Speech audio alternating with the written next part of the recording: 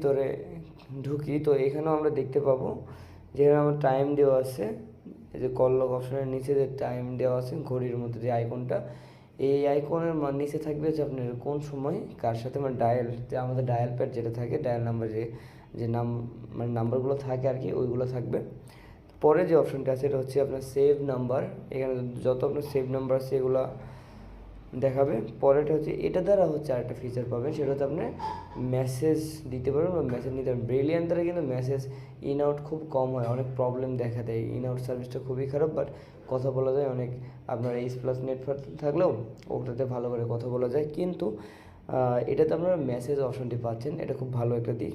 তারপর এটা হচ্ছে আমাদের ডায়াল প্যাড, আর এটা হচ্ছে আমাদের যে মেনু বার, এখানে হচ্ছে আপনার my account, setting, recharge, balance, transfer পাচ্ছেন, ভয়েস প্যাকেজ পাচ্ছেন, রেটস পাচ্ছেন, ভয়েস মেল পাচ্ছেন, নিউজ ফিড পাচ্ছেন।